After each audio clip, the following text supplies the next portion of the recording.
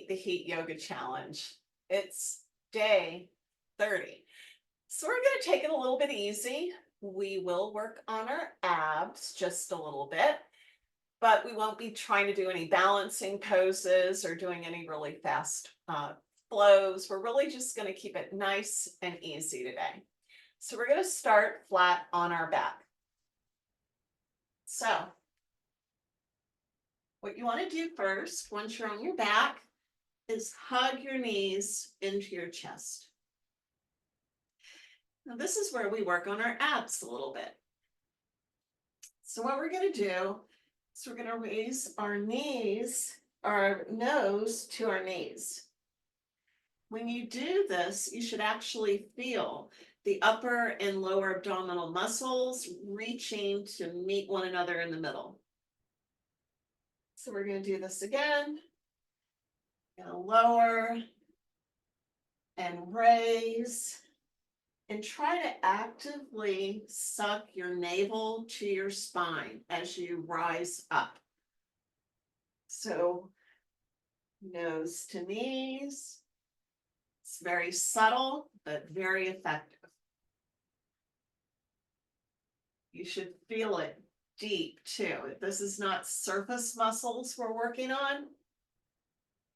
These are the deep muscles that we are working on. And one last time.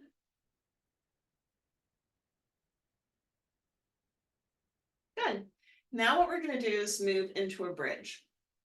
So you want to try to make sure that your heels are as close to your buttocks as you can get them.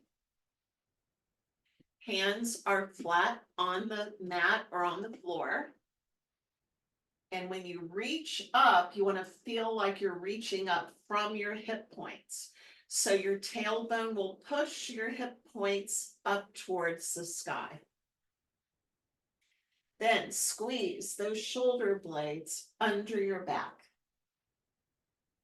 And from here, you can interlace your fingers to take a bind, or you can just have your hands resting.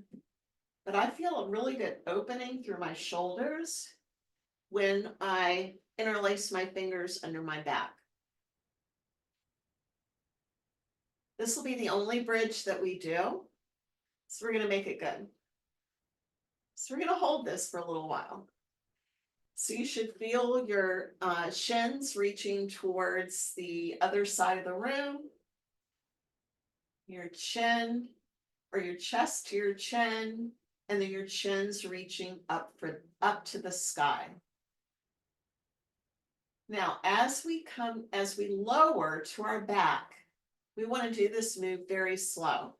You want to almost feel each vertebrae as it comes in contact with the mat. And as you start lowering, you're going to release your hands. So we release and start lowering down. And you'll get more contact with your vertebrae if you suck your navel in and reach with your tailbone towards the back of the room. So you should have felt every inch of your spine as it rolled onto the mat. Now what we're going to do while we're here on our backs is raise our feet up high. We're not going to do any more abdominal work, so you don't need to worry about that. But by reaching, we're getting that blood flow in the opposite direction. And we're going to hug our right knee. And we'll get a little bit of abdominal work here, but we're not going to do anything really crazy. While we're holding on to our right knee, we're going to lower our left knee slowly to the mat. So you'll feel a couple of extra muscles kick in your abdominal wall. And then we're going to go into a twist. So you can shift your hips back over to the right of your mat, and you want to cross your knee over your body. Try to keep both shoulder blades on your mat. And you can reach out and have your right arm flat and your left hand on the outside of your right leg. And once you feel like you're in a good spot, you've got both your shoulder blades still on the mat, you're going to look towards your right arm. This is such a good stretch, not only for your side body and your legs, but also for your neck with all the down dogs that we've been doing and the balancing poses. We don't want any stiffness in our necks or in our arms. So we're getting a really good stretch in that right arm right now. And then we're going to come back to center, hug our knees into our chest. Then while we're holding on to our left knee, we're going to reach up to the sky with our right foot. Lower, nice and slowly. And you'll notice a point where your abdomen kicks in. And that's when you know all of those muscles are there to support you. Go. I'm actually too far forward on my mat. Now we're going to take our left leg and twist it over to the right. So shift your hips. Reach forward with that left arm. Have your right hand on the outside of that leg. And then look towards your left hand. Again, a really good stretch in all of our shoulder area, our neck, and our hip. Our hips are actually getting a really good stretch as well. So this is the perfect way to close out our 30 days. Now we're going to come back and hug our knees into our chest again. And then to close out everything, we're going to let our feet just fall to the mat. So we're going to lift again and have a little bit of fun with it. Let them fall. And it'll shake your whole body. And you might hear some things rumble in your room. So this is on the second floor, so I can hear a lot of things wobbling. There we go. Now, instead of going into Shavasana, what we're going to do is we're going to put our feet as wide as our mat and let our knees come in together. Place our left hand on our heart, our right hand on our abdomen. Close our eyes. This is the perfect resting position because you shouldn't feel any strain anywhere in your body. So you don't want to feel any clenching in your feet.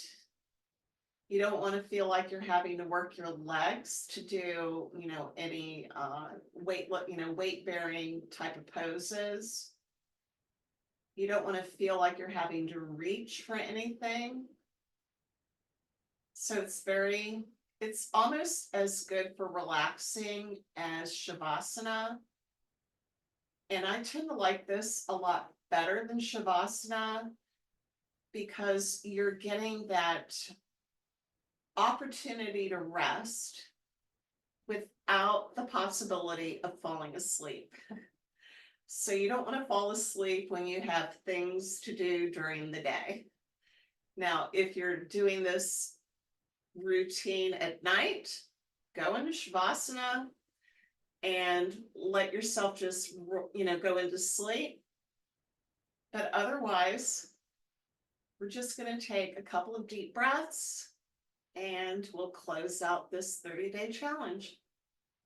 Let's breathe in. Feel that abdomen really expand. Breathe out through your mouth. So if you breathe in deeply enough, you should actually feel your lower back come off the mat. That's a good thing. So we're going to breathe in again. And breathe out.